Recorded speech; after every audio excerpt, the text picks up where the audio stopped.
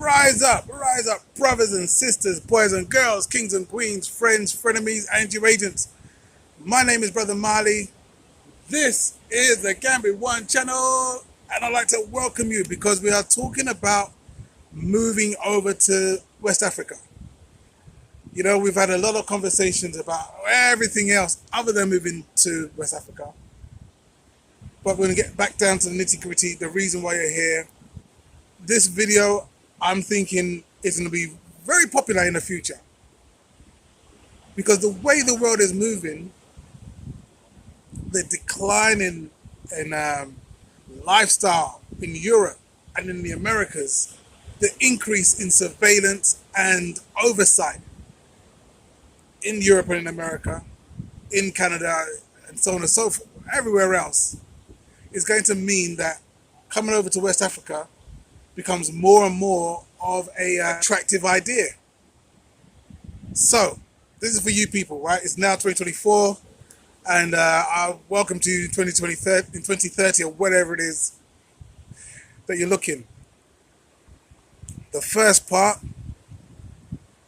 won't apply to you so much, but just keep fast forwarding a little bit more and you'll see where it applies to you, because I'll be talking about what to do when you first come over here.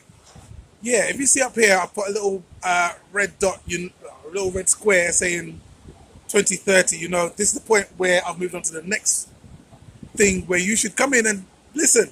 All right, so fast forward to you see 2030 up here. Okay, good. So, let's talk about your mindset. First of all, about moving over to West Africa. For those of you here in 2024, 2025, normal times, here's what you need to know, right? So look, for me, coming over to West Africa, I was pushed to leave South London. I was not happy with how I was being perceived over there. Over there, I was perceived as threatening, as this, you know, every time we went down the road, I would walk down the road and some woman would come out of her house and walk in front of me and then immediately be scared and be grabbing on her bag like as though I'm following her. And I'm like, I was here before you even got out your yard. I'm walking where I'm walking. I've got to cross the road to keep you from treating me like as though I'm a threat. It's dumb. I don't want that. I don't want the police stopping me because I'm driving while black or walking while black. You know, I've got so many stories. I did this video earlier on and I spoke about the stories and I realized I've been talking for half an hour just about the reasons why I needed to leave London. So just trust and believe, just so that, you know, I don't bore you, just trust and believe that I had enough reasons to leave London. My employers, how I was treated in comparison to my fellow colleagues. Stuff that I was just like, yo, this can't be it. This can't be the best life has to offer. So I came over to Africa because I wanted to feel like I'm acceptable. That, you know, this human being in this skin color, this amount of melanin, this width of nose, whatever, is acceptable. It's okay. I'm not a danger to you and your family. That was the first thing. I wanted to enjoy the weather as well. Everyone knows the weather in London sucks for the majority of the year. Everyone knows that. And I didn't want to be under those rain clouds anymore. I don't want to be in that fog and you know, fighting those winds. I'm like trying to go to work and go out and party, all that kind of nonsense under like 4 layers of clothing. That's ridiculous. I don't want to do that. I don't want to be like, hey lady, you look so good. I want to be with you. I want to have a family with you. And then we start putting off each other's clothes and half an hour later we're still taking off another layer. I don't want that no more. I wanted to come out my house in a t-shirt and sunglasses. That's enough for me. That's enough layers. Honestly, I feel now that I've been here for a while that I'm too feral to go back to London. That I'll be like, why must I walk on the pavement? Why can't I walk on the road? Why is this policeman talking to me? Just take this £20 note and go, go away, leave me alone. Like, I'm too feral for all those laws and rules and regulations. I'm free. I don't need it. So you got to figure out what your why is for being here. The most important why for me was I wanted to create an arc when stuff goes very, very wrong. The family have somewhere to go to. They can come over. You know, there's extra rooms. There's income coming in. That's what I wanted to build. These are the kind of whys that are important. You see, a lot of people, they'll come over with the idea and their why is, I want to return home. Now, I understand feeling that way because I've never felt at home where I was brought up. However, nobody here on this continent sees you as belonging here. We are separated from the dominant society because of our skin color. Here in Africa, people do not delineate themselves based on skin color. They base it on tribe. So even if you come over from wherever you are at the moment, when you come over, no one's looking at you saying, "Oh, you're one of me because we've got the same color." No. First of all, the likelihood is that no matter how black you think you are, it's only when you get to Africa you realize you ain't that black. Because these people are black. They're bleak. They're block. They're so black. It's a next level of black. So there's that too. So don't look at that. I looked at, I like to build an arc. That's a nice kind of quantifiable. It's quantifiable. It's something that you can hold on to. You can say, okay, I'm not going to have an arc until I have a building. I'm not going to have an arc until I've got a business. I'm not going to have an arc until I've got land. You know, so you can see with how close you are to getting where you need to get. You don't need to get distracted by local people. I saw this video. This video is from a brother who's in Ghana. And he was very clear about what his reason was for coming over to Ghana. So what motivation does your daughter give you? Or what, if it's not too personal, what's the story there? So, all right. So I got 4 kids in America. Okay. I got my oldest daughter. She's 28. I got my 2 younger daughter, 10 and 8. And the mother don't let me speak to them. Once I came to Ghana, it was like, yo, you abandoning your family. And I was like, yo, nah. It's like, yo, it's nothing working here for me. This company totally screwed me. And I got to go see what this opportunity is about because I can't make nothing happen here. Right? I mean, they ruined my name. I was on the news. And I'm like, yo, I can't say their name. But this company stole my shit. And nobody wouldn't listen to me, right? So the lady Monica that I built the house there for, because she supported me throughout it all, she's like, yo, I'm paying for you to go to Ghana. So I told my kid's mother, like, yo, you would go to the next city for extra $2 an hour. When I came in, my deal was like $2.5 million that I was going to get from the money I raised for them and everything, right? So I said, yo, I got to do it. So they stopped letting me talk to my 2 daughters. So that's part of my why, right? That's my burning reason. Like, I can't be in Ghana and wasting the time. So when they get 18, 19, 20, yo, why I ain't hear from you? Like, I mean, while I was here, I emailed and called the mother. She just wouldn't let me speak to them, right? So I got to show something that substantiates why I wasn't there. And the only thing that I can do is say, listen, I was here working to build the future. I'm preparing a place for y'all. And this is what I left for y'all. Come and take it over. And hopefully they'll be like, all right, my dad wasn't wasting the time, right? Because I got units named after my kids, the Kennedy, the Skylar, the Javon, right? So, you know, women sometimes tell the kids and, you know, your dad don't care about you. So I want them to be like, yo, if he didn't care, why my name been in Ghana since I was, 7, 8, 9 years old? So that's one of the driving forces. I can't waste the time that I'm here.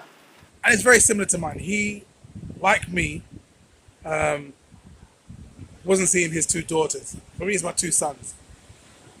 and he wanted to create homes for them. He wanted to create an opportunity for them where they can come over and they can have homes in their name and so on and so forth. Just like I was saying, I want to create an arc for my boys. So he had a very strong why. He wasn't talking about, I want to come home, I want for people to love me. He wasn't talking on that stuff. But it's a very good video. So I'll put a link in the description so you can have a look and watch it for yourself. It's a very good interview. Yeah, do that too. So for you, if you're coming over here, right, the first thing you should do, before you've packed anything, the first thing you need to do is to go onto Facebook and create an advert, an online advert, where you would say you need an assistant / translator, right? Facebook would ask you where you want this advert to be shown. You say you want it to be shown in the country you're moving to. So if you move to Ghana, you say I want it to be shown in Accra, Gold Coast, wherever you're going to, right? Your advert would be like, hi, my name is such and such, and I'm moving to your country next month between dates of the 1st and the 10th. And what I would need is someone to be my assistant / interpreter. We'll go around, we'll look at houses, and we'll go and do some other bits of business. If you can come and help me for the week or for the 10 days, I'll pay you $10 a day for doing your work, for being my assistant. I'd also pay you $4 a day for lunch and for your transport. For half days, I'll pay you $5 a day. If you're interested in making some money and maybe a new friend, contact me by WhatsApp, right? Put an advert out there. Now, people will contact you by trying to call you. They'll contact you by sending you voice clips. Insist that everybody texts you. And the reason why you want the text is because you need to ensure that everybody is literate. You know, if you're deciding that you want to do a business and part of your business is that you need to show that you have a liquor license, for example, you need to know where to go and get that liquor license. You need to be able to fill that liquor license in. So you may need an admin assistant to do that. So you need to know they can write and they can read, right? Once you get over here for the first time you come over for like a week or 10 days, as I said, you book yourself a hotel or a guest house, but you find a coffee shop that you can go to that you like the look of, and you contact those people who have written to you, tell them all, meet me at 2 o'clock at Cafe Hollywood, or whatever is the name of the coffee shop, right? You tell them all at the same time. That way you can be there and you can see who comes early, who comes on time, who comes late. And you can cut off the people who come late and keep the people who know how to keep time. And then you interview those people and you make a decision. In that first week, what you need to do is you need to be going around the town or towns and checking out things that are of importance to you. So if you're a parent, check out the schools, interview the school headmaster or headmistress and ask them questions about the schooling, what's their ethos, how long have they been there, how do they work with children from diverse backgrounds, so on and so forth. Get to know them and see who can work for you. If you're looking for someone to run a business, look around and find empty spots where you can run your business. Arrange meetings, get your assistant to help you with those meetings. Find homes. You also need to find yourself some estate agents, right? Get 2 or 3 estate agents who can show you around. So they can show you and your assistant, like, okay, this is a good area, the houses in this area, this much. This is a good area, they've not got so many houses, but the land is this much. This is an area, they've got apartments, it's that much. So you get an idea of what's around, right? You don't necessarily have to start checking homes out on this first occasion, because you can do that on your next visit. You need to do a minimum of 3 visits, before you come over, because there is so much difference between what you'll find in Gambia and what you'll find in Senegal. And these countries are, one country is enveloped the other country. And the vibe here is very different to what it is in Tanzania. And the vibe in Tanzania is very different to what it is in Kenya. Kenya and Uganda are next door to each other, but the vibe is very different. So have a look and check them out, right? On your second visit, you call your assistant, tell them, yeah, I'm coming back again. You call your estate agent that you got on better with, and say, yeah, I'd like to look at some houses and I'd like to rent them out, so on and so forth. Go and check out the houses. When I say check out the houses, it's not the same as checking out the house in the West. In the West, we have systems in place to ensure that your home is safe and secure. Here is, sold as seen, as it were. So when you go there,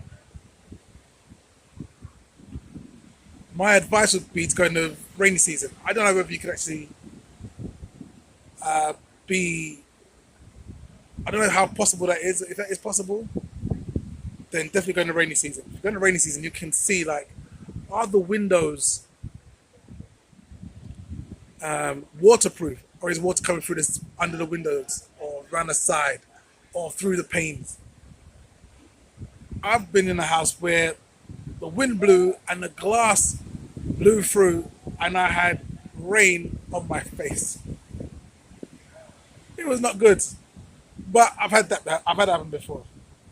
One thing people like to do is they would like to not tell you that, you've got a leak in the roof, and so now you've got like black mold coming down one side of your house, and all they did was they just painted over it before you came. So there's things you need to check out, and that's why I'm saying use the rainy season. But if you can't do that, then please double check that. Make sure the power sockets all work. Take an appliance with you so you can check that. Make sure the power sockets all work. Make sure that the lights all work. Make sure the water runs.